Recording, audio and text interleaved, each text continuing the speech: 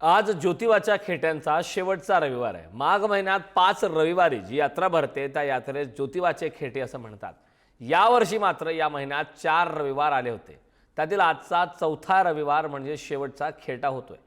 अनेक भाविक पहिला आणि शेवटचा सुद्धा खेटा घालत असतात, त्यामुळे आजच्या शेवटच्या खेट्याला भाविकांची प्रचंड गर्दी सकाळपासूनच पाहायला मिळते। शेवटच्या खेटाला नैवेद्य दिल्यानंतरच खेटांची यात्रा पूर्ण होते।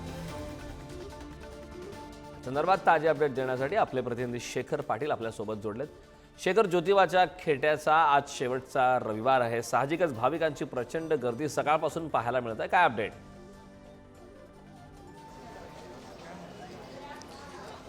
करण अगदी बरोबर आहे।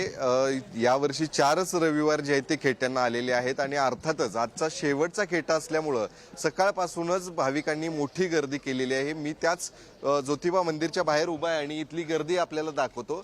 आपण जर बघितलं तर सुरुवातीला आपण ज्योतिबा मंदिरच्या कळसाचं दर्शन जे आहे ते संपूर्ण भाविकांना, महाराष्ट्रातल्या भाविकांना जे आहे ते या ठिकाणी घडवूयात। आपण बघितलं तर गेल्या 3 खेट्यांना देखील मोठ्या प्रमाणात भाविकांनी गर्दी केली होती। मात्र आजचा हा शेवटचा खेटा आहे। दरवर्षी जो आहे तो 5 खेट्यांची ही यात्रा जी आहे ती भरत असते। मात्र यावर्षी या महिन्यामध्ये जवळपास 4 खेटे जे आहेत ते आलेले आहेत, 4 रविवार आलेले आहेत। त्यामुळं आजचा हा शेवटचा रविवार आहे आणि म्हणूनच भाविक जे आहेत ते मोठ्या संख्येने या ठिकाणी आलेले आहेत।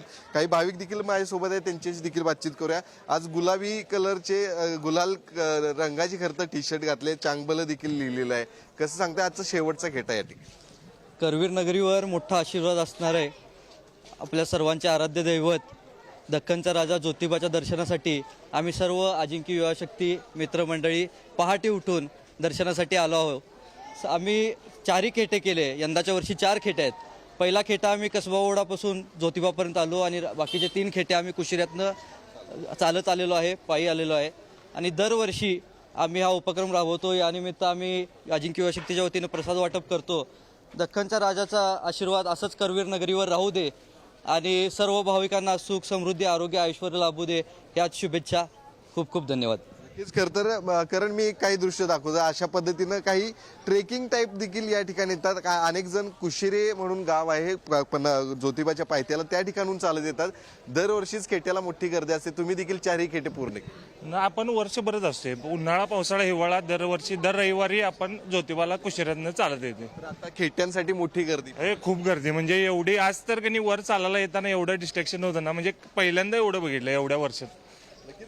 कारण मी पुन्हा इथली दृश्य दाखवतो। ही कोल्हापुरातल्या ज्योतिबा मंदिर बाहेरची सगळी दृश्य आहेत, ज्या ठिकाणी ही भाविकांनी केलेली गर्दी पाहायला मिळते। आत देखील जाण्यासाठी खरं तर जागा या ठिकाणी शिल्लक नाही, अशा पद्धतीची परिस्थिती आज आहे। मी मागची दक्षिण द्वारकडे जाणारा हा मार्ग दाखवतो, त्या ठिकाणी देखील मोठ्या प्रमाणात भाविकांनी गर्दी केलेली आहे। अर्थातच आजचा हा शेवटचा खेटा असल्यामुळं भाविक जे आहेत ते ज्योतिबाच्या खेट्यांसाठी येत असतात आणि आज सकाळपासून, अर्थात पहाटेपासूनच कुशेरीपासून जे ज्योतिबाच्या पायथ्याला असणारे गाव आहे त्या ठिकाणी आपल्या गाड्या पार्क करून त्या ठिकाणहून चालत जे ते या ज्योतिबाच्या दर्शनासाठी येत असतात। आणि आज सकाळपासूनच ज्योतिबा मंदिर परिसर जो आहे तो अक्षरशः या भाविकांच्या गर्दीनं फुलून गेल्याचं पाहायला मिळतं। त्यामुळे निश्चितच आहे आजच्या ज्या 4ही खेट्यांना या वर्षीच्या मोठ्या प्रमाणात भाविकांनी गर्दी केल्याचं दिसलंय। करण, नक्कीच शेखर, खूप खूप धन्यवाद या संपूर्ण माहितीबद्दल।